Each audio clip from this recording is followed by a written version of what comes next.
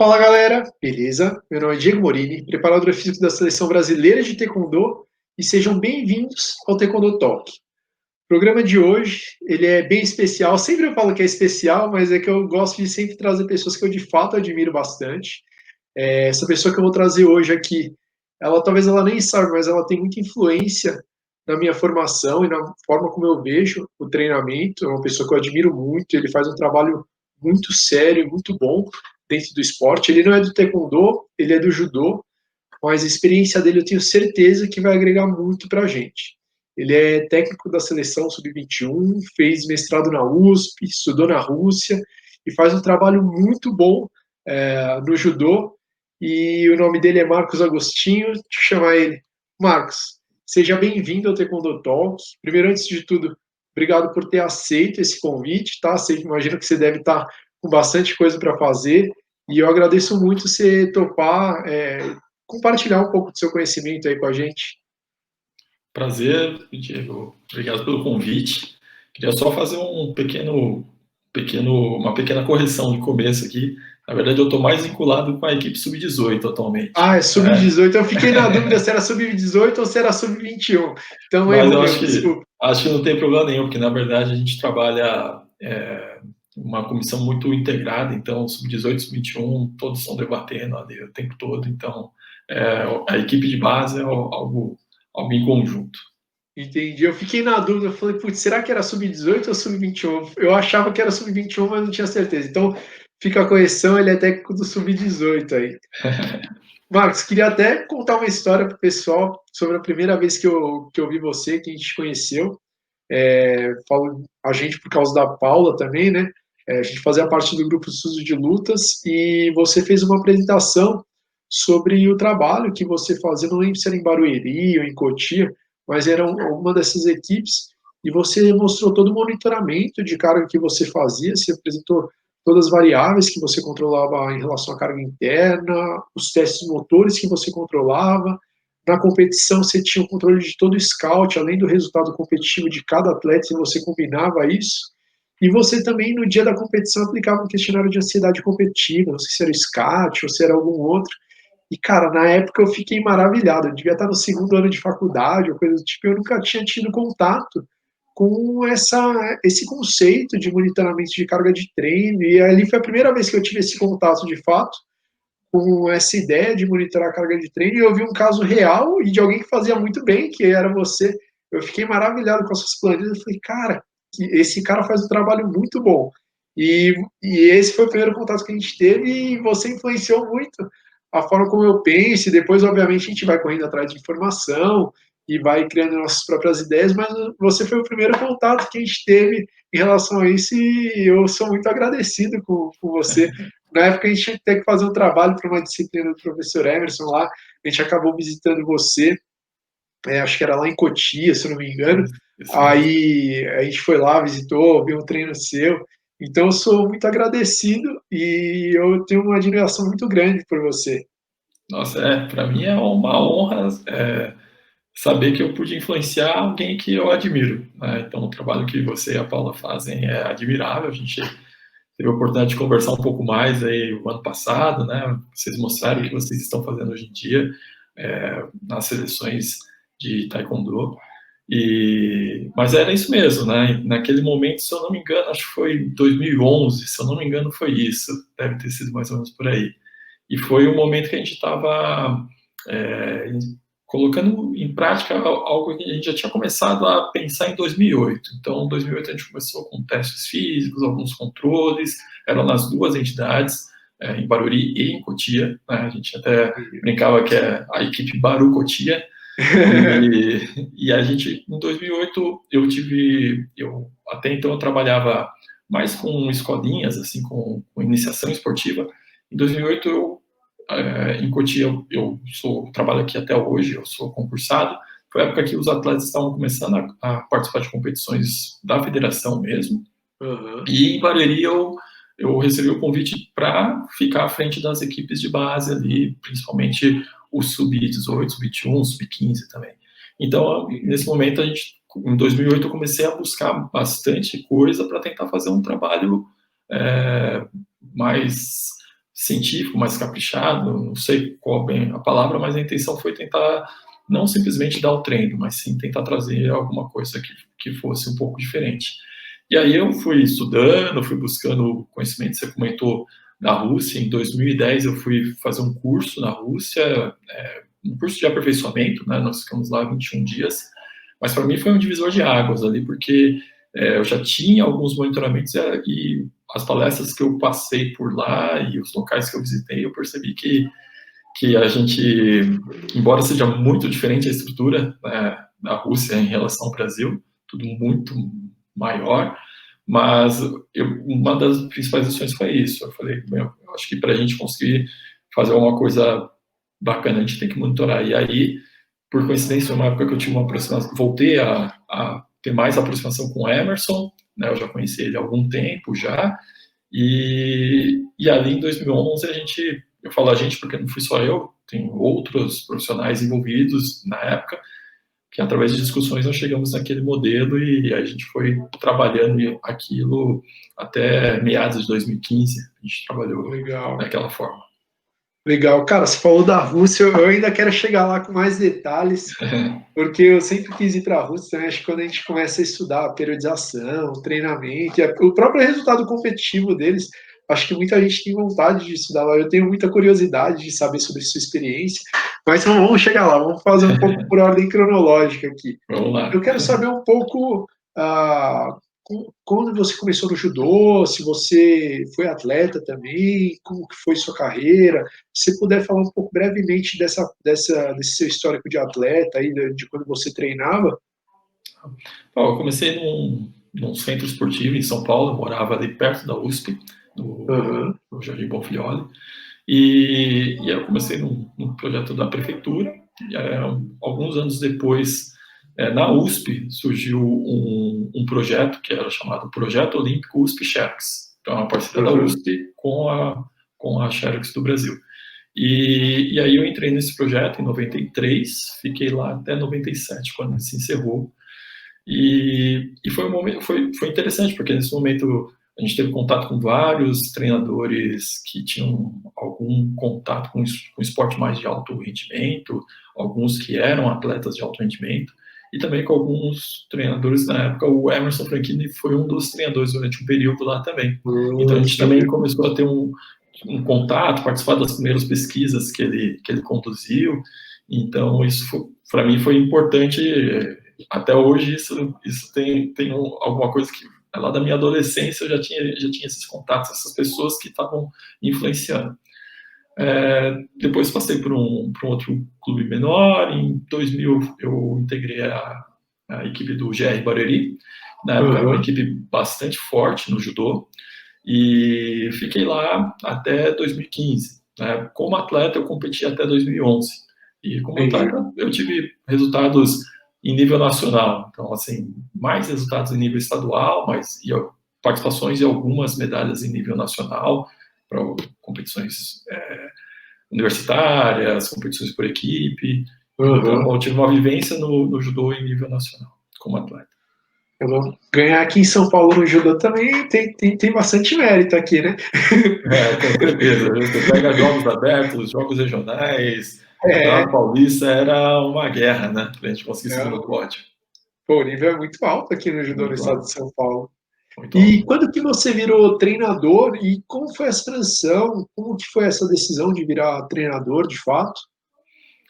Na verdade, eu comecei a dar aula quando ainda era faixa marrom, eu estava no último ano do ensino médio e comecei a trabalhar com judô. Eu percebi que eu fazia técnico e mecânica. Então, estava fazendo um curso técnico e mecânica. Na época, era uma das boas escolas técnicas que tinha na época, que era a Escola Técnica Federal de São Paulo. E aí, assim, no terceiro ano, eu percebi que não era aquilo que eu queria. Não queria ir para essa área. E aí, eu me arrisquei a dar aula, surgiu uma oportunidade.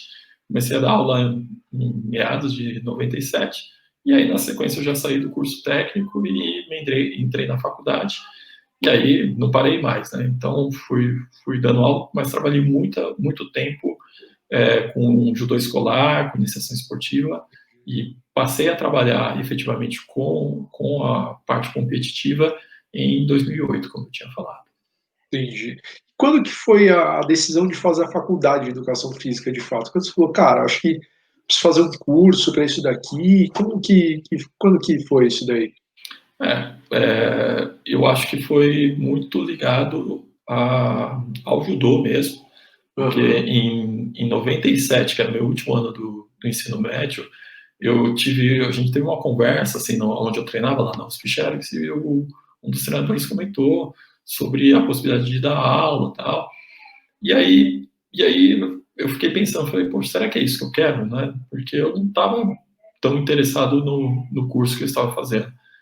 E aí eu comecei a pensar, aquilo começou a crescer na minha cabeça. Quando surgiu a oportunidade de dar aula, naquele ano, eu percebi que era importantíssimo, que não tinha como fugir Entendi. disso. E eu tinha influência também, minha irmã também, já estava fazendo educação física, e aí ficou Ah, claro para mim também que era isso que eu deveria fazer. entendi. Então você já conhecia, já tinha gente na família, já gente fazendo, Exato. às vezes tira um pouco preconceito, né? Com certeza. Ou não, né? Ou se eu conhecer alguém que vai fazer educação, falando, não faz isso não, cara. Na verdade, assim, foi um pouco complicado com os meus pais, porque, como eu falei, eu para entrar nessa escola técnica, na época tinha os vestibulinhos, né? E eu tinha feito um cursinho, com 14 anos de idade, eu fazia cursinho todo dia, treinava à tarde, estudava à noite, sem aquele sacrifício. Morava na Zona Oeste, fui estudar nessa escola técnica lá no Canindé. Então, era cruzar a cidade todos os dias. E aí, quando eu vim com essa história, minha mãe, poxa, mas pô, você se esforçou tanto para entrar nessa escola e agora você não quer mais. Mas aí ela acabou entendendo que era isso mesmo, que era isso E você que. fazia só o técnico lá ou o médio também se fazia? Era junto, né? Na época Era junto. era conjunto, né? Então, assim, até o terceiro ano você podia sair com diploma de ensino médio, né? Na época era o segundo grau, né? E aí, se você quisesse sair com um diploma de técnico, você tinha que fazer o quarto ano. Então, no terceiro eu já encerrei e não complementei o quarto ano. Entendi. Mas eu entendo você. Eu estudei numa escola técnica estadual aqui na Zona Leste, mas eu fiz só o médio na época, era separado, né? Eram Uhum. vestibulinhos separados ali. Aí eu não queria fazer nada do técnico. A única certeza que eu tinha na vida é que eu queria trabalhar em indústria. Meu pai trabalha em indústria, eu falei, cara, eu tenho certeza que eu não quero isso para minha vida. Você sabe que uma das coisas que eu sempre falo, que eu achei que foi muito interessante desse período, é que eu tinha vindo de uma escola estadual, né, onde eu morava, eu estudava muito perto da minha casa. E na minha sala, era eu e mais dois que tinham vindo de escola estadual, o resto era tudo de escola particular, e algumas muito boas. E o ensino era muito puxado lá, então eu tive muita dificuldade, que eu ia muito bem até a oitava série, lá eu tive muita dificuldade. E o que eu tirei de importante nesse período de 3 anos lá, eu acho que foi assim, se virar para estudar. Tem que se virar, porque senão se eu não estudasse de fato, se eu não me esforçasse, eu não iria, eu iria repetir de ano e no segundo eu era jubilado, né? Eles mandavam embora. Então, assim, eu percebi que eu tinha que estudar muito. E aí foi 3 anos assim de sacrifício nesse sentido. E o terceiro ainda mais, por conta do terceiro eu já sabia que eu não queria aquilo, né? E tem muita matéria técnica e eu sabia que eu não queria aquilo. Mas para mim foi importante para todo o resto que veio depois, assim, nesse sentido de esforço, de estudo e que depende só da gente, né? Eu acho que aprender a estudar é uma das habilidades mais importantes que Com tem. certeza. E deixa eu te falar, você entrou na faculdade de educação física. Quando você se formou, você já tinha esses conceitos sobre treinamento já tão bem estabelecidos? Ou você adquiriu quando você foi lá para a Rússia? Como que foi isso daí? Você já tinha tão claro esses conceitos de treinamento? Quando você saiu da faculdade, você conseguiu já sair com uma base tão bem consolidada assim? Não, acho que não. Acho que assim, na graduação acho que é muito amplo, né? A impressão que eu tenho É, assim, é muito amplo. E também vai do interesse, né, assim, da pessoa. Eu acredito que naquela época eu não tive nenhum problema, estudei bem, não tive nenhum problema com nenhuma disciplina, mas o meu foco maior assim era querer treinar, querer competir, era querer melhorar para poder competir cada vez mais. Então, meu foco era mais esse. Eu trabalhava, treinava e estudava. E, Uhum. assim, talvez eu não estava tão focado nos estudos naquela época. Na sequência, Entendi. Eu saí da faculdade e já entrei numa especialização em treinamento esportivo, Entendi. mas também para mim, assim, era algo que eu queria. Eu sabia que eu queria isso, mas na época também não fazia tanto sentido para mim, porque eu não trabalhava com treinamento, dava aula no máximo para alunos de 10 anos de idade. Então, eu Entendi. trabalhava com crianças de 4 anos de idade até 10 anos de idade, em judô escolar. Então, assim, ficou um pouco perdida essas informações até lá em 2008, quando eu tive que resgatar essas informações, buscar estudar mais, e aí sim esses conceitos de treinamento passaram a ficar mais claros para mim. Entendi. Então foi quando você começou a lidar de fato com uma equipe de alto rendimento, para nossa mão. Isso é uma equipe de rendimento, esse é atleta de verdade. E aí se vira, aí que você começou a estudar de fato. Exato, acho que foi. E quando que você decidiu ir para a Rússia? Como que surgiu essa oportunidade? Porque não é todo dia que a gente também encontra alguém que fala, putz, eu estudei lá na Rússia, sabe? Não, não, não é tão comum. Então, fala para a gente como que surgiu essa oportunidade, como que você se interessou, enfim. Eu acho assim, eu sou muito curioso com as coisas Uhum. que eu gosto, assim, né? Então eu fico fuçando na internet, buscando coisas, buscando informações. E na época eu tava tinha sido picado por esse bichinho aí do treinamento, né? Então eu comecei a buscar mais informações, cursos, comprar livros, ler. E em 2009, no meio de 2009, eu pesquisando na internet, eu vi esse curso.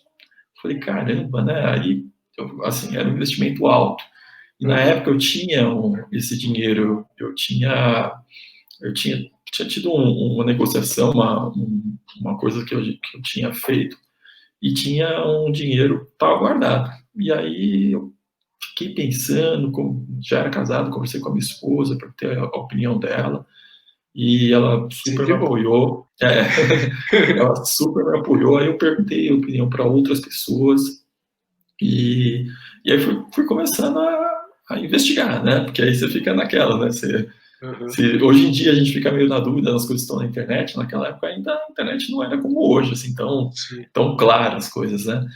E aí eu fui investigando, e aí eu falei, não, eu vou fazer isso, vamos para cima, vamos embora. E aí eu me enfiei lá, na época acho que nós fomos em 14, um grupo um pouco mais de 10 pessoas aqui do Brasil. E a gente foi com o Antônio Carlos Gomes, né, que é Ah, sim. ele que organiza Ele que esses cursos. organiza. Uhum. Exato. E aí a gente fomos junto com ele, e aí chega lá, ele já organiza um tradutor, então as palestras eram em russo, e aí tinha a tradução simultânea. E aí foi bem interessante mesmo. Mas as palestras foram excelentes, mas visitar alguns locais foi demais, assim, visitar aquelas escolas de reserva olímpica que eu tinha visto em livros, né? O livro do Uhum. Platonov, mas aí nós tivemos a oportunidade de ir em duas. E aí você começa a ver, assim, como a gente está longe, porque a estrutura que tinha naquelas escolas que eram até 17 anos de idade, eu nunca vi nenhuma estrutura daquela aqui no Brasil. E na época, pelo que passaram para a gente lá, na época tinha mais de 100 na Rússia daquele tipo. Então, você vê, poxa, faz, é óbvio que eles vão estar lá Isso que você nas estudou na escolas. federal, assim, né? Que convenhamos, é uma escola com uma estrutura melhor do que a maioria das escolas estaduais por aí, né? Sim, não, mas o que eu digo, essas escolas de reserva olímpica, elas juntam o estudo com a estrutura de treinamento. É Uhum. isso que eu falo. Então, assim, o atleta tá lá, estuda lá, mora lá, treina lá, tudo lá. Eu nunca vi isso aqui no Brasil É, como lá é. Assim, como você falou, eu já vi algumas escolas com uma estrutura grande, e a Federal era uma delas, mas não uma estrutura para esportistas, para é atletas. isso. Ali era essa a intenção. E você fala, mais de 100 no país, produzindo atletas que estudam, né, que não vão ser só Sim, atletas, eles vão sair de lá com uma boa formação. sim. É muito diferente do que a gente vê por É. aqui. E eu acho que aqui dos nossos grandes problemas é que muitas vezes o cara tem que decidir, ou você estuda ou você treina, né? É Exato. muito difícil fazer as duas coisas aqui. É diferente, você pega nos Estados Unidos, ou gosto de falando ali na Rússia, pô, o cara consegue treinar e estudar, né? Aí, pô, Sim, acho que é legal, né? Me parece ser uma boa opção. Aí você tem um profissional que, de fato, tem uma experiência ampla como atleta, mas pode estudar, enfim. Né? Me sim, parece que faz sentido esse tipo de formação. sim, com E, certeza.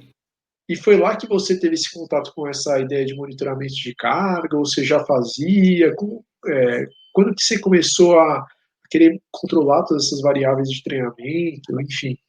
Eu já fazia, como eu te disse, em Aham, 2008, eu comecei a tentar conhecer um pouquinho mais do Excel, me aham, aproximar dele e monitorar algumas coisas. Então, tinha lá uns monitoramentos de tempo, de treino, tinha alguns testes físicos que a gente fazia, e aí eu estava começando a tentar estruturar essas informações. Mas depois das palestras que eu tive lá, ficou mais claro algumas coisas para mim mesmo. Até eu entendi. direcionou melhor os meus estudos.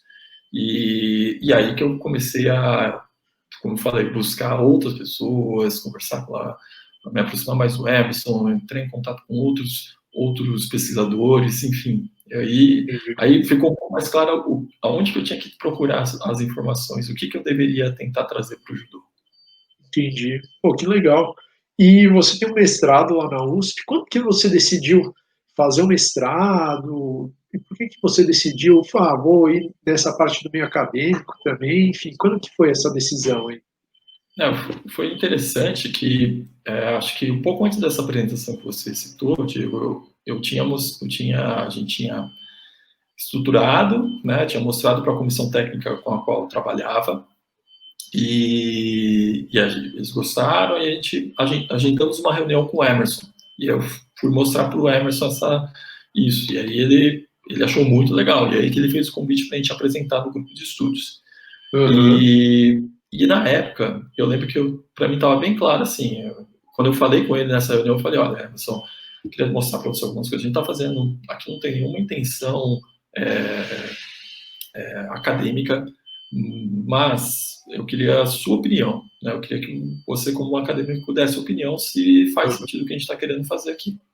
E aí ele falou que sim. E eu lembro que e aí ele pediu para a gente apresentar e tudo mais. E nessa reunião, eu lembro que no final da reunião que você estava lá, ele falou para mim assim, falou, quando você quiser, uma vaga de mestrado está à sua disposição aqui. E na época, para mim, isso não era, eu não tinha a menor intenção disso mesmo, assim, por trabalhar em 2 empregos, estar casado, falei, não vai dar, não tem jeito. vamos dizer que o mestrado na USP foi ocupar um tempo também, né? É, aí no final do ano, que eu mudei essa ideia. Até eu lembro que foi uma influência da minha esposa. A gente foi conversando sobre várias coisas e ela falou: poxa, por que você não reconsidera aquela ideia sua? Por que você não vai lá e conversa com o Hermes? E aí eu fui no final do ano e falei com ele, levei tudo que a gente tinha monitorado, eu coloquei, encadernei e levei para ele e falei: olha, isso aqui eu queria deixar contigo, porque você faz parte disso. E aí ele guardou lá, acho que está na sala dele até hoje, talvez. E, e aí eu comentei, falei, você acha que haveria possibilidade? Você acha que uma pessoa no meu perfil consegue fazer? E aí ele falou, olha, eu acho que sim, eu acho que eu devo ter uma vaga para daqui a 2 anos. Eu falei, então tá ótimo, para mim até melhor, para eu me preparar melhor em relação ao inglês e tudo mais. Aham, E aí foi passando o ano seguinte, eu já me aproximei mais do grupo de estudos e tal. E aí eu gosto de brincar que a culpa é da Paula, né? Que eu antecipei meu mestrado, porque ela era, na fila, ela que estava na minha frente. Né? Em 2012 ela acabou não desistindo dessa ideia, né? E aí a vaga caiu no meu colo e eu corri atrás lá e consegui entrar. E aí em 2013 eu entrei no mestrado e assim foi interessante o meu mestrado. Até o pessoal comenta, na época lá no laboratório, comentava, né, que eu a primeira pessoa que eles conheciam que tinha entrado no mestrado lá, já com todos os dados coletados. Porque, na verdade, o que eu fiz, os dados de 2011 e 2012, a gente conseguiu utilizar no mestrado. Fizemos uma entendi. pesquisa ex post facto, né, que é uma pesquisa com os dados retroativos, foi aprovado pelo Comitê de Ética, e aí eu olhei os dados de 2011, 2012 no mestrado, que eu iniciei, que eu comecei a cursar de fato em 2013. Então, foi bem entendi. interessante. Ah, mas aí não vale, né? Você não teve aquela adrenalina de estar acabando o prazo, ter que coletar dados, você não teve a experiência real, né? Ó, posso dizer que não faltou adrenalina, viu? Então, para um cara que fazia ali pelo menos uns 10 anos que não estava estudando, né? E aí você tem que ir para as disciplinas de novo, tudo em inglês, seminário, apresentar seminário, enfim. Não faltou adrenalina, não, pode ter certeza. Com 2 empregos, né, tendo que É, achar um jeito de conciliar isso, não faltou nem um pouquinho de adrenalina. ah, legal, cara, legal, muito legal a sua história. E eu queria agora entrar numa segunda parte mais técnica. Primeiro, na verdade, eu queria saber como que você entrou na seleção brasileira também, como você é técnico de seleção sub-18, né? E como que você foi para lá? Como que foi esse processo de você chegar lá? Você vai ver como as coisas vão tudo se ligando, né? Em 2015 eu já estava no mestrado e aí aí teve uma minto, foi um pouco antes, 2014, se eu não me engano. Em 2014 eu já estava no mestrado também e aí uma das pessoas que trabalhava na seção de base, que hoje em dia não está mais, mas que foi um dos grandes responsáveis também pela minha meu acesso à seção de base, é uma pessoa chamada Matheus Teutônio. E ele estava trabalhando como supervisor na seção de base, e ele via essa importância de aproximação com a ciência. E ele foi buscar um contato lá com o Emerson, conversar com o Emerson. Agendou uma conversa, foi lá conversar com o Emerson.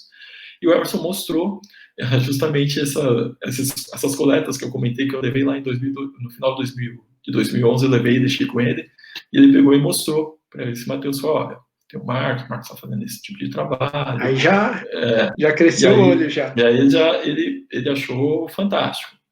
E aí passou o tempo, e o Emerson comentou comigo, isso passou um tempo, aí no começo de 2015 teve uma concentração da seleção de base aqui em São Paulo.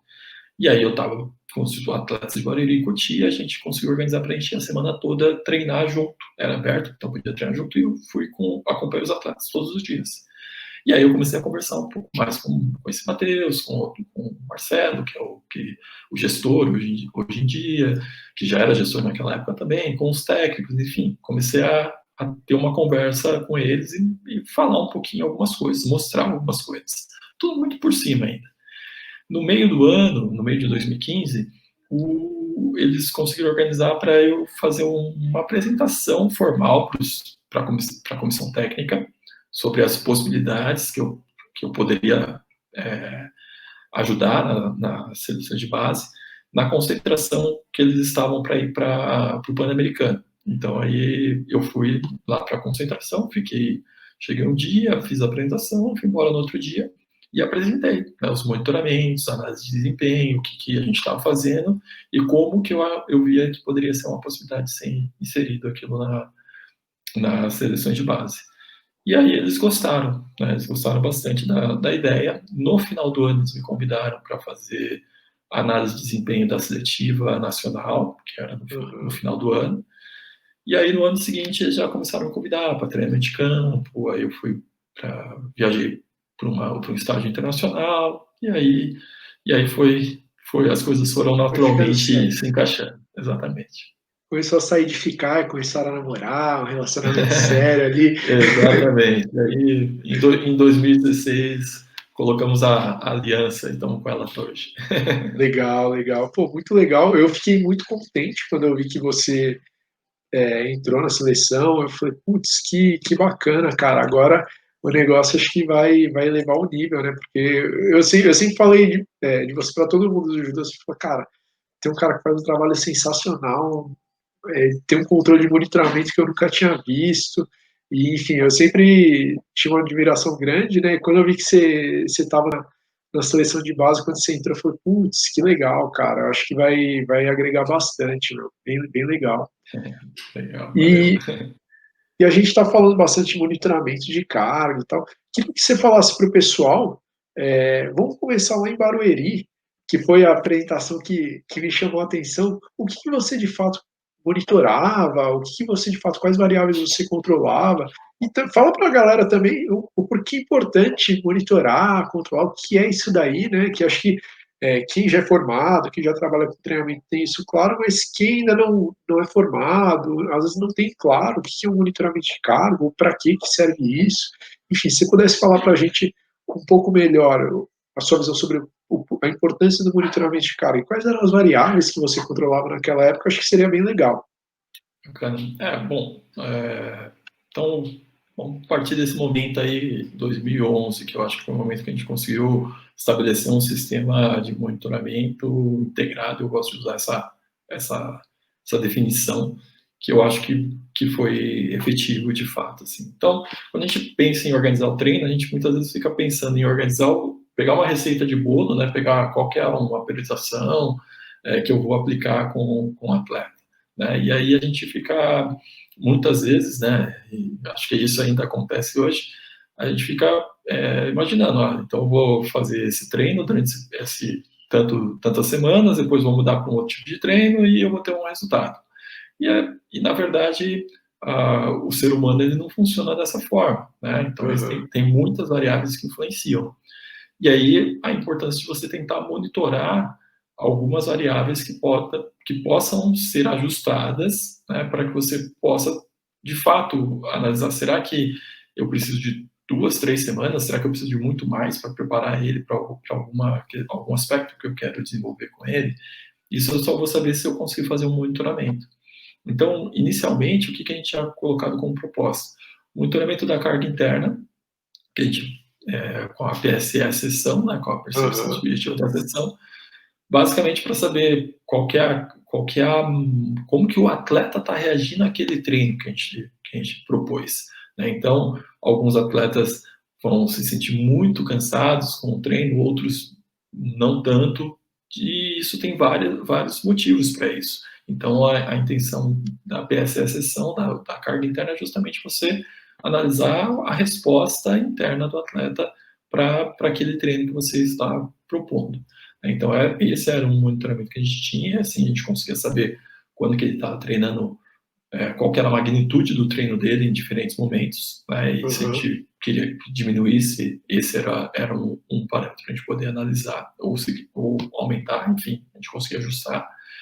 Outro ponto importante é o desempenho físico, então periodicamente, a gente tinha uma bateria de testes físicos, e aí a gente optou por testes simples, rápidos e baratos, e mais que fossem validados, porque a gente não tinha recursos para ter equipamentos caros para isso. Mas eu acho que isso tem muito valor, cara. Exatamente. Você tem um teste que você pode fazer em qualquer lugar e tem alguma validade para você comparar, pô, eu acho isso tem muito valor. Às vezes as pessoas desvalorizam os testes simples, mas se você vai ver na NFL, por exemplo, na Liga de Futebol Americano, quando faz o draft do universitário pro profissional, cara, os caras fazem sala de teste, cara, fazem, sabe, salto horizontal, tudo teste de campo, meu, e não é por falta de dinheiro, meu. Aí, Exatamente. então, eu acho que tem muita, tem uma validade, uma importância muito grande. Esses testes são simples de campo que você pode fazer em qualquer lugar. Isso tem muito valor, pelo menos na minha visão. Não, com certeza. Na verdade, hoje em dia é o que a gente propõe nas seleções de base também. E justamente por isso, porque é replicável, né? Então, todo mundo consegue fazer. E a gente optou por 3 testes, que era o salto horizontal, que você falou, um teste com a barra, né, que é específico do judô, que você coloca o kimono na barra para você saber resistência de força de braços, e um chamado Special Judo Fitness Test, que é um bem consolidado no judô, e que você tem uma ideia da aptidão aeróbia e anaeróbia, que é algo importante no judô também. A gente fazia esses 3 testes, a gente conseguia fazer esses testes em uma sessão. Então, em 2 horas, a gente analisava todos os atletas, a gente avaliava todos. Então, não perdia tempo também, a gente não ficava perdendo uma semana inteira para avaliar, não, a gente fazia isso tudo num dia só. E aí já dava respostas bem interessantes para a gente. Então, a gente conseguia observar, bom, a gente queria que nesse período melhorasse a potência em membros inferiores, mas não melhorou. Então a gente vai ter que ajustar o treino para a gente conseguir desenvolver isso. Nós gostaríamos que nesse momento eles estivessem melhor em relação à resistência de resistência de força dos braços. Legal, conseguimos. Com esse, nós não conseguimos. Com esse, a gente conseguiu. Por que esse não conseguiu? Aí você vai lá olhar, pô, como é que foi a carga de treino dele, ele treinou tudo que foi proposto ou não, como é que foi, aí a gente já conseguia ir tentando ajustar. Então esses eram 2 pontos assim bem básicos que a gente fazia assim diretamente no treino. E na competição a gente começamos a filmar, né? Nós passamos a filmar as lutas. Então a gente fazia a filmagem das lutas. Eu comprei uma câmera, um tripé na época. E aí depois a gente conseguiu o empréstimo lá da USP, então a gente conseguia também ter mais uma câmera, mais um tripé. Botava aquele atleta que não ia lutar numa competição, ou aquele que estava machucado, a gente levava ele para nos ajudar e fazer a filmagem. Vai trabalhar. Exatamente, vai estar envolvido com a equipe de alguma forma. Né? Sim. E aí a gente fazia a análise do vídeo. Então, aí também eu tinha um tempo do meu dia a dia ali de trabalho que eu conseguia fazer isso. Então, dava aula, mas tinha algumas janelas que eu conseguia no trabalho mesmo fazer essa análise dos vídeos. Eu comecei fazendo à mão, fazendo no papel mesmo, e aí eu lembro que foi na época dessa reunião mesmo, dessa que você comentou, que aí o Emerson falou, não, você pode pegar que a gente tem o software aqui que foi produzido pela Bianca, Miarca, e aí eu conversei com ela me disponibilizou o software e eu comecei a fazer no software. Mas na época eu botava o vídeo lá no computador, pegava uma folhinha cortadinha lá e ia anotando o que acontecia. E aí chegava com os atletas, né, mais importante do que isso, né, do que você anotar. A gente tinha, depois da competição, 2, 3 dias depois, a gente marcava reunião com cada atleta e olha lá, pegava, na época da folhinha, era pegar a folhinha, ó, no seu combate, você fez tantos golpes, você atacou pouco, atacou só com um golpe, ou só com 2 golpes, a gente precisa ter esse tipo tem que ter uma variação maior, então dava uma orientação e mostrava para eles. Né, e disponibilizava o vídeo para quem quisesse levava o pendrive lá e eu deixava o vídeo com eles. Então assim, a gente foi tentando trabalhar dessa forma com eles, com esse controle aí do desempenho técnico-tático, e depois evoluiu para análise realmente no computador, e aí fazendo gráficos, colocando isso no Excel, tendo um registro melhor dessas informações.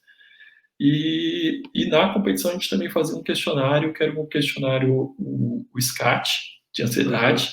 Na verdade, o SCAT, ele mede a ansiedade de traço, né? E na época a gente teve uma conversa com uma psicóloga que trabalhava conosco no início desse processo, e ela sugeriu algumas mudanças no questionário. A gente fez um adaptado no questionário para a gente conseguir ter uma ideia mais do momento ali, mais do estado ali do momento. E aí era bem interessante, porque assim, quando a gente percebia, de repente, que não estava assim, a ansiedade mais baixa, a gente tentava no próprio aquecimento já gerar alguns estímulos para ele dar uma estimulada. Aquele que já estava no questionário ali se mostrando ansiosíssimo, então a gente já tentava no aquecimento já trabalhar isso, na hora da luta ali também conversar com ele, tentar trazer uma certa tranquilidade para ele ali, para ele poder competir, e mais do que isso, observar o padrão, né? Então, quando a gente fazia isso em todas as competições, a gente via, tem alguns que são sempre baixa ansiedade, outros são sempre altos, outros vão variando, e esses que variam a gente tem que tomar um pouco mais de atenção e tentar adequar ali uma faixa que talvez seja melhor para eles. Então, essas eram as primeiras coisas que nós fazíamos, e você vê que era bastante coisa, na verdade. Pô, bastante coisa, cara. Eu vou te falar que se pega hoje no Taekwondo, dá para contar nos dedos quem faz metade disso, mais ou menos, vai. Vou dizer assim, a gente tem algumas equipes que tem um bom controle, mas a grande maioria passa longe disso. Aí não sei no judô hoje também como que tá, mas eu falo do Taekwondo que eu tenho mais conhecimento, né? Mas, cara, dá para contar nos dedos a equipe que tem. A gente tem equipes que têm monitoramento, que fazem scout também, tem um bom controle, mas, cara, cabe aqui na minha mão. E você estava falando de 2011, pô, a gente está de 2020. No judô também acho que ali, na época a gente realmente, eu acho que a gente inovou assim no judô. Acho que não sei se tinha outra equipe que fazia alguma coisa desse tipo naquela época, especialmente com a faixa etária que a gente trabalhava, né? Então, assim, eu acredito que não, mas foi um laboratório fantástico, assim, né? E acho que a gente conseguiu contribuir positivamente com alguns atletas ali, a gente conseguiu dar alguma contribuição para eles. Assim. O difícil é quando o atleta sobe para o adulto depois de que não tem isso, né? Ele descobre que na base ele tinha mais controle do que quando ele foi profissional. Acho que fiquei frustrado. Eu acho que, na verdade, da garotada que estava ali com a gente, os que continuaram, na verdade, assim, a nossa equipe era uma equipe, não era uma equipe de ponta, no sentido assim, até de investimento, de recursos que a gente tinha, né? Então, assim, a gente estava tentando fazer um bom trabalho, né? Tentar projetar esses atletas para um nível nacional, para ter um bom resultado em nível estadual, essa era a nossa função principal. A gente teve alguns atletas na época que chegaram a compor as seleções brasileiras de base, mas o nosso papel era realmente pegar lá a garotada que começava nessas entidades e tentar levar eles para o rendimento, pelo menos para o rendimento, né? Não necessariamente para o alto rendimento. E aí, como o processo é bastante difícil, eu acho que a gente, com esses controles, a gente conseguiu ajustar várias coisas e estender a carreira de vários atletas. Legal, legal, bacana. E hoje na seleção brasileira, você é técnico da seleção, quais controles, como que funciona o trabalho de vocês? Eu sei que o judô, assim como o taekwondo, não é centralizado, né? Então a equipe não treina junto, as equipes treinam cada um no seu clube, né? E como que são as ações, como que vocês conseguem interferir no dia a dia dos atletas, que tipo de controle que vocês fazem? Assim, eu sempre gosto de falar que a gente tem o que seria o ideal e o que é o real. Assim, nós tivemos algumas ações que a gente teve um cenário muito bacana assim de recursos para trabalhar. Então nós tivemos algumas ações que fizemos em parceria com o Laboratório Olímpico do COB. Foi Legal. fantástico, porque o pessoal veio com toda uma estrutura, entregando uma série de dados muito interessantes antes de um campeonato mundial. Em 2018 nós tivemos esse apoio e foi fantástico. Tivemos um ótimo desempenho naquele campeonato mundial. Eu tive a oportunidade de viajar como técnico da equipe feminina que participou da Universiade em Taipei em 2017. O outro técnico que foi do masculino, que é o José Olívio, que também trabalha na base, a gente compartilha das ideias assim, de monitoramento e a gente conseguiu fazer um monitoramento muito bacana com esses atletas, a gente conseguiu uma parceria, conseguimos avaliar a variabilidade da frequência cardíaca dos atletas, ajustar a questão de sono, fazer uma série de coisas bem interessantes e também foi um resultado muito positivo. Nós ficamos em terceiro lugar no quadro geral de medalhas, um grande evento esportivo, né? Então foi muito, muito interessante. São dois cenários assim que eu acho ideais, sabe? Porque a gente teve alguns recursos, assim, algumas possibilidades de trabalho que foram muito bacanas. E o real, assim, o dia a dia a gente não consegue, até por conta do que você falou, assim, os atletas eles participam conosco em algumas ações e o dia a dia eles estão no clube deles. Então a gente vendo esse aspecto, a gente trabalha com as coisas que são mais simples. Não sei se essa é a melhor palavra, mais simples de ser feitas. E aí, basicamente, o que a gente faz? O controle aí da carga interna pela PSE sessão, a gente faz o controle da recuperação, então pela PSR, né? O pessoal chama de PSR, o status de recuperação. A gente aplica o questionário DALDA, que é um questionário de tolerância a estresse. Então, quando os atletas estão conosco, a gente tem esses tipos de controle, em praticamente todas as ações que eles estão conosco.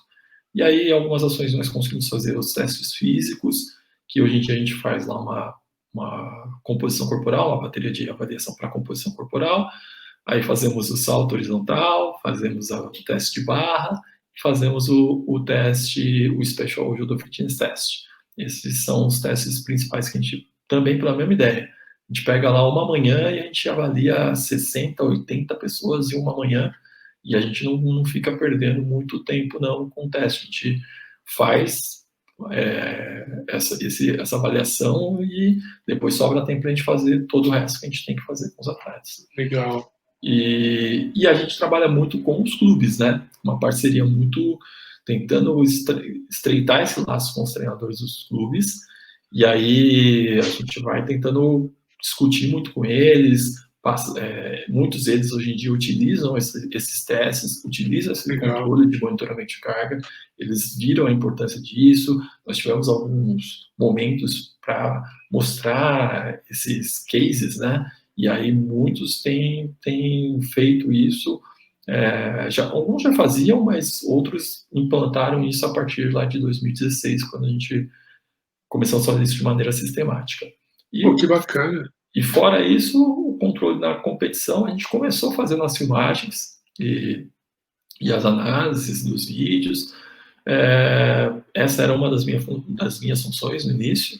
Uhum. Mas aí, pouco tempo depois, em 2017, uma das treinadoras, ela ficou grávida e se afastou da equipe.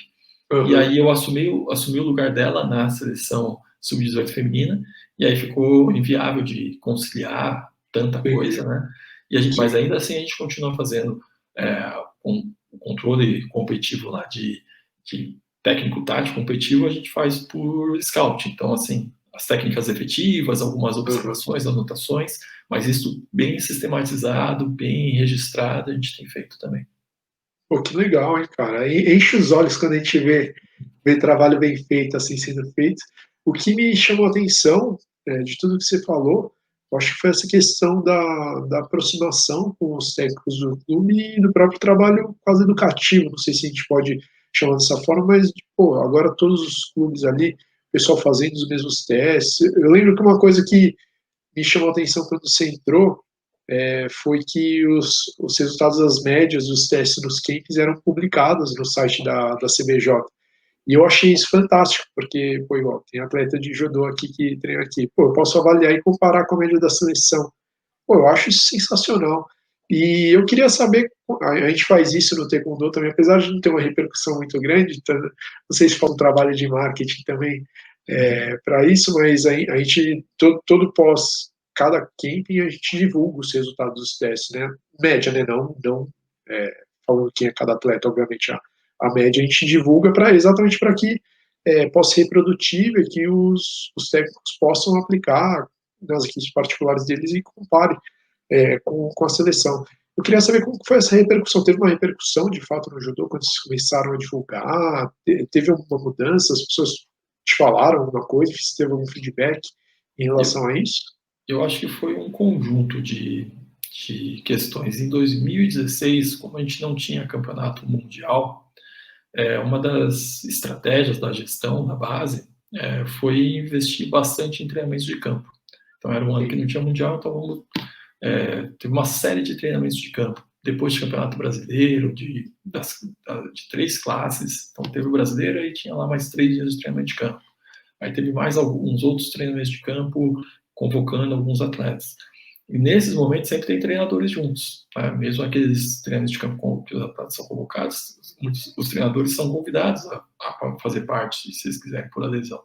Então no treinamento de campo, se o técnico do atleta ele quiser participar, ele pode ir pagando assim por conta, ele pode participar. De maneira geral, sim. Ele entra em contato, conversa e é importante, porque ele muitas vezes ele faz parte. Se a gente vai fazer os testes, eles nos ajudam nos testes, enfim. E a gente são momentos interessantes para a gente sentar com os treinadores e discutir. Né? Então, eu lembro que nesses treinamentos de campo que nós tivemos depois do Campeonato Brasileiro, a gente fazia algumas mesas redondas e começava a mostrar, olha, a gente está começando a fazer isso, a importância é essa, tal. E aí teve nós tivemos 3 brasileiros que nós tivemos essas apresentações. Aí, no terceiro, 2 brasileiros. No terceiro brasileiro, nesse mesmo ano, nós fizemos os testes nos atletas sub-15. Pegamos e falamos, vamos fazer depois do brasileiro. Aí vai falar, pô, mas vai testar teste físico depois do campeonato. Qual que é o sentido? O sentido é que eles vivenciassem. Educacional mesmo, né? Garotado de 13, 14 anos que eles vivenciassem. E que os treinadores vivenciassem. Então a gente botou lá os treinadores para ajudar, para fazer, eles fazendo, a gente só coordenando, né? E aí eles coletavam os dados e a gente depois, naquele mesmo treinamento, a gente já tabulou e já mostramos os dados. Olha só o que vocês coletaram, o que a gente conseguiu produzir. E aí foi aquele processo que aí a pessoa começa a incorporar, fala, poxa, isso aqui não é difícil de fazer, isso aqui eu consigo fazer no meu dia a dia, né? Aí eu tenho aqui o valor de média do pessoal que participou do brasileiro, consigo comparar com aquele meu atleta lá que não classificou para o brasileiro. Será que eu consigo ajustar isso? Então, foi bem interessante nesse sentido. E aí a gente começou a publicar no site, até hoje a gente tenta publicar tudo que a gente consegue produzir.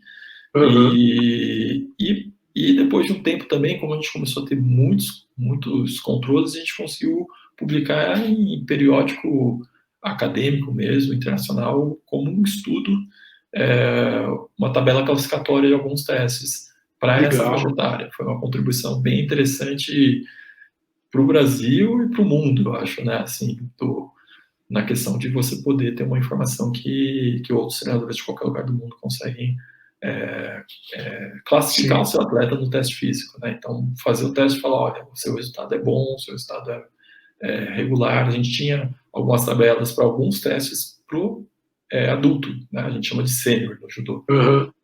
Mas para base não tinha para base. A gente conseguiu fazer para o sub-18 e para o sub-21.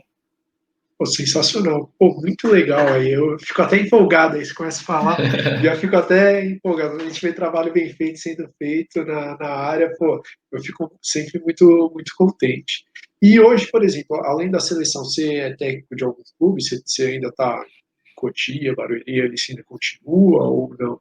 Sim, hoje em dia eu trabalho em Cotia, né? Eu sou concursado em Cotia desde 2004, então eu trabalho... É um trabalho mais simples aqui em Cotia, né? Assim, a gente tem um trabalho no esporte na cidade, ele é um pouco mais simplificado. A gente já chegou a ter assim uma participação maior nessa época aí que eu comentei, entre 2011 e 2016, eu diria, a gente tinha uma equipe boa, assim, em nível estadual, assim, absolutamente boa, conseguiu até resultados bacanas principalmente em nível estadual. E aí o pessoal vai ficando mais velho, vai começando a trabalhar, a estudar, e hoje em dia o trabalho é um pouquinho mais básico, a gente não é assim tão focado em rendimento ou alto rendimento, mas eu trabalho sim, e trabalho também numa faculdade aqui em Cotia, e dou aula na graduação. Legal, bacana. E deixa eu perguntar uma coisa, tem duas perguntas que eu sempre gosto de fazer, que é as perguntas mais técnicas, mas que é muito interesse meu, na verdade, em relação à periodização, em calendário competitivo, né? A primeira pergunta que eu quero saber, hoje a gente tem uma certa discussão aí, na área, muita gente batendo na questão de periodização, né? Porque o calendário de hoje não tem mais periodização, aí eu não sei, eu tenho minhas opiniões em relação a isso. Tem gente que acha que não, só você monitorar e ir avaliando e ajustando é suficiente. Precisa ter uma periodização, um planejamento um pouco mais macro. Eu queria saber a sua opinião. De fato, a gente tem um calendário bem complicado hoje. Você acha que a gente consegue fazer uma periodização ou não? Tem que só ir ajustando mesmo? Qual que é a sua opinião a respeito? Eu acho que sim, que a gente deve pensar na periodização, pelo menos para a gente pensar em fases, né? Então, o que se espera em determinado momento? Né? Quais são os objetivos em determinado momento? Qual que é o objetivo em outro momento? Né? Vou usar um exemplo, vou pegar a seleção brasileira de base, tá? Então, por exemplo, o ano passado nós tínhamos o Campeonato Mundial, em 2019, né? Então, vou pegar o do ano passado, porque esse ano aqui a gente tinha os objetivos, mas esquece, né? Pra não desistir, tá bom. Mas, assim, a gente tinha alguns objetivos, mas aí a gente começou a pensar, a gente estruturou em 4 fases. Então, a gente tinha uma primeira fase, que nosso objetivo era conhecer os atletas, assim, ter uma ideia geral dos atletas. A segunda fase seria as primeiras competições internacionais que eles iriam participar. A terceira fase seria as competições internacionais que já são mais preparatórias para o Mundial, e que aí já é um número menor de atletas que vai estar envolvido. E a quarta fase seria aquela definição e os atletas que iriam para o Mundial. Né? Por mais que nosso papel não seja propor lá o treinamento físico, essas coisas, para os treinadores, a gente tentava discutir com eles de acordo com a fase. Então, assim, no primeiro momento, era muito para tentar saber algumas informações básicas dos atletas, e do tipo de treinamento, como é que ele fazia, como é que eles faziam. Na segunda, aí a gente ia conversando, tentando entender como que os treinadores estavam preparando ali para aquelas competições, fazer algumas sugestões mais na parte técnico-tática em relação ao feedback das competições, para que eles pudessem trabalhar no dia a dia nos clubes deles. Depois a gente já tinha informações ainda mais detalhadas, na terceira fase, e na quarta fase a gente já tinha certo qual era o momento do Mundial, o período que tinha, e a gente discutia algumas coisas que a gente achava que eram importantes serem desenvolvidas. Então, se você tem objetivos de diferentes momentos, como é que você não vai pensar em organizar esse treinamento? Né? E se você organizar, uma palavra para você colocar na organização seria a periodização. Eu acho que nesse sentido da organização do treino, eu acho que é muito válida. O que você não pode ficar refém nas receitas de bolo. Né? Eu acho que ficar refém do que um modelo é melhor do que o outro, que fulano seguiu uma proposta desse jeito. Não, você tem que, o monitoramento entra para isso, para você adequar o treinamento ao atleta, não enfiar o atleta a um modelo de treinamento. Eu concordo totalmente com você. Eu acho que as coisas são complementares, né? O planejamento e o monitoramento é complementar. Eu não consigo entender como você monitora sem planejar, e também não consigo entender se querer pegar uma receita de bolo e achar que vai ser, todo mundo vai reagir da mesma forma, enfim, não faz muito sentido. O próprio princípio da individualidade biológica, que é um princípio básico do treinamento esportivo, quando a gente estuda, já contradiz isso, né? Então, não faz sentido, mas as coisas para mim são complementares, né? Eu tenho muita dificuldade de entender, cara, eu não consigo treinar alguém para alguém para uma competição se eu não olhar o calendário, quantas semanas eu tenho, e colocar uma trajetória. Obviamente, essa trajetória ela pode ir mudando. Nessa fase, se ele não melhorou o que eu queria que ele melhorasse, talvez a gente tenha que aumentar um pouco ela e mudar alguma coisa. Mas eu tenho que ter pelo menos um planejamento inicial, eu preciso ter um caminho, né? Eu tenho o meu alvo e o meu caminho. Sem isso daqui, eu tenho muita dificuldade de entender como alguém prepara alguém para competição, faz chegar no máximo desempenho sem isso, né? Acho que é meio difícil. Sim, eu concordo com você. Acho que o caminho são complementares, concordo.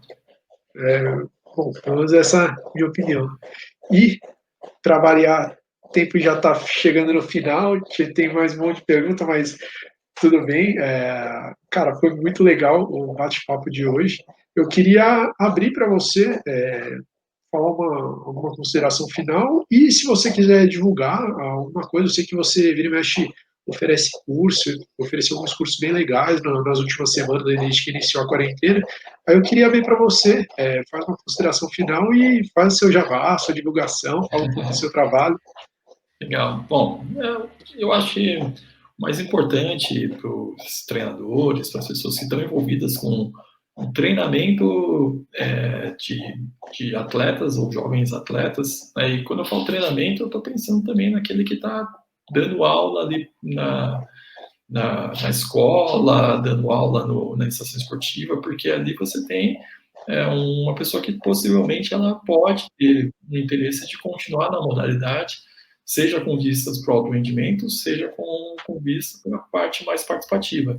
Mas eu acho que, independente de qual seja o momento, qual seja o objetivo do participante e do treinador, é importante você buscar estruturar, estudar e ver o que você pode fazer de melhor, né? Qual que são bons recursos que você pode trazer para você conseguir ajudar o seu aluno ali, né, a desenvolver aquilo que é importante. Né? Então, hoje em dia tem recursos para você monitorar e promover aspectos sociais, por exemplo, né? Você tem, para aqueles alunos que de repente estão mais pensando na questão da saúde, você monitorar os aspectos de saúde e tentar analisar realmente, né, se a prática ali está auxiliando eles nesse sentido.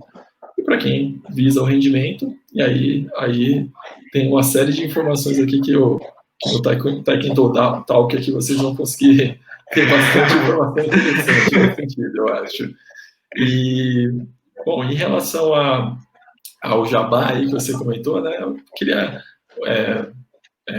colocar à disposição para quem tiver algum interesse, quiser discutir alguma coisa em relação ao que a gente conversou aqui.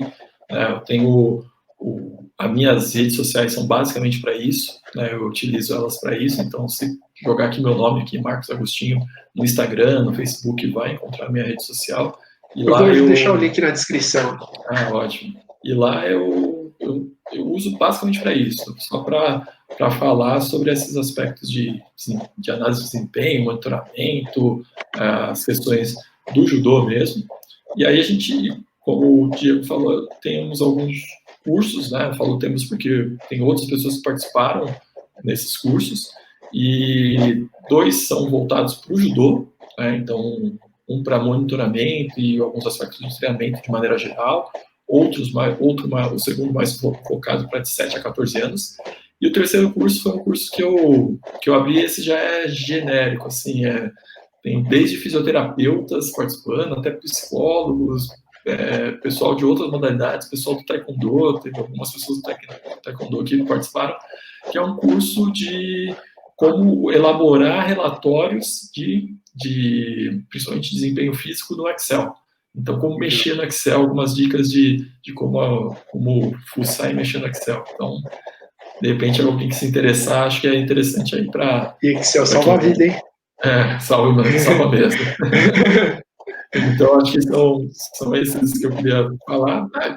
Também tem um blog, né, o Judô de Base, que é um blog aí que desde 2010 eu tenho postado algumas coisas lá. E tem algumas coisas que eu acho que podem ser interessantes, não só para o judô, dá para transferir para outras modalidades. A gente está acostumado, né, Diego, a transferir as coisas do futebol, das modalidades cíclicas para a gente conseguir trazer para a nossa realidade. Acho que pegar algumas coisas de outros esportes de combate talvez seja até mais fácil. Então, lá tem bastante ideia que pode ser útil para o treinamento, para a pesquisa, por curiosidade mesmo, acho que pode ser útil dar uma olhada lá. Legal, pô, show de bola. Inclusive essa dica, eu quero deixar essa dica para todo mundo.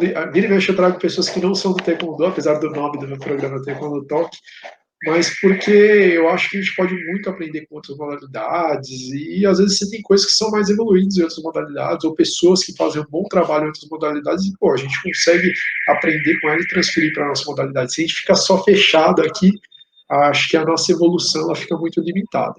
Então, obrigado, viu, Marcos? Eu acho que esse bate-papo nosso, uma coisa que me chamou muito a atenção foi como você nunca deu desculpa para monitorar e fazer um bom trabalho. Vira e mexe, quando eu falo sobre monitoramento de carga, sobre essas possibilidades que tem de monitoramento de carga interna, os controles das avaliações físicas, muita gente usa muita muleta. Ah, não, mas minha equipe não é tão grande. Ah, mas eu não tenho tecnologia. Ah, mas eu não sei o que. Cara, você falou, pô, minha equipe nem era, às vezes, tão elevado nível quando eu comecei a trabalhar com ela, mas, pô, você fez um ótimo trabalho, colocou gente na seleção depois e tal. E, cara, você vê, não tem desculpa, né? E onde você foi parar aí está fazendo impacto no país inteiro, educando os outros, não só pegando os atletas que estão ali no topo da seleção, mas, pô, educando os seus técnicos que vão colocar mais atletas e, sabe, fica um ciclo positivo, né? Então, parabéns, acho que essa cultura de não dar desculpa e, cara, não tem desculpa para não fazer um bom trabalho. Um bom trabalho a gente pode fazer qualquer lugar, em qualquer nível que a gente atua, né? Então, acho que foi um grande exemplo aí para todo mundo e foi muito legal aí essa conversa. Eu só para fechar, acho que é isso mesmo. E assim, a gente tem muita coisa que a gente pode monitorar, tem muita informação, Aí eu uso uma palavra, o pessoal até brinca, né, que eu falo essa palavra toda hora, que é a parcimônia, né?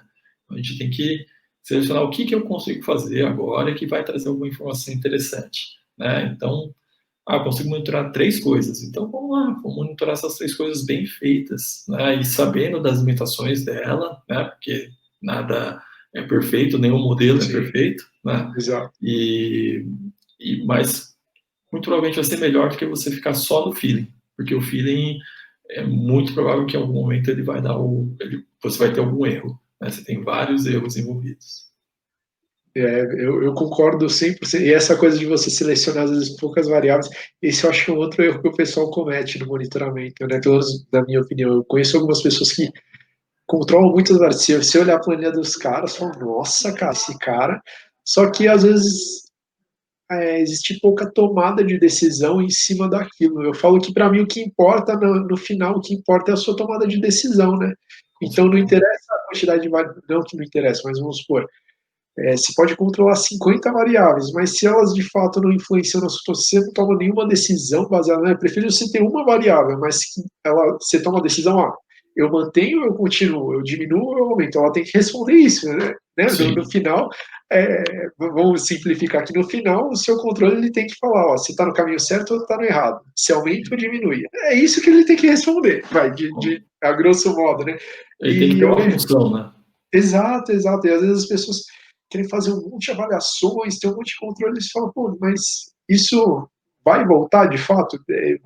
Alguém vai tomar alguma decisão baseado nisso? Você pode até tomar a decisão de manter as coisas, mas você tomou uma decisão, aquilo embasou você falar, não, eu estou no caminho certo.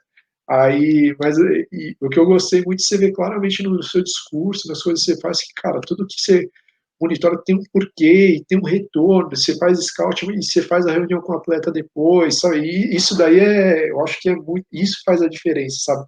Não é a quantidade, pode ser no papel fazendo scout ali, o que importa é que teve informação, teve um retorno para o atleta e ele absorveu aquela informação, se é no papel, se é na planilha mais bonita, se teve um monte de vídeo depois ali compilado, lógico que se tem mais essas tecnologias, tem mais possibilidades, mas o que importa no final é ter esse retorno aí, né? Então, às vezes as pessoas se empolgam, querem ter um monte de coisa, às vezes para pesquisa tudo bem, mas para o treino, de fato, o que importa é, às vezes, você ter, às vezes, uma coisa mais simples, mas tem que dar um feedback para o treino, né? Com certeza. Concordo. É isso aí. Bom, beleza, eu vou só fazer a finalização aqui do programa, tá, Marcos? Tá ok. Pessoal, espero que tenham gostado do programa de hoje, foi muito especial. Como eu falei no início, o Marcos é uma pessoa que eu admiro muito, que teve muita influência na forma que eu penso e na minha carreira. Espero que vocês tenham gostado também. Fica a dica de monitoramento, sigam ele no Instagram, vejam o blog dele, tem muita coisa bem legal. Já vi ele até disponibilizando planilha de PSE lá no blog, então é muito bacana, acompanhe. E fica essa dica, acompanhe pessoas de outras modalidades que podem agregar, que a gente pode crescer muito. Beleza? Então, um abraço e a gente se vê na próxima semana.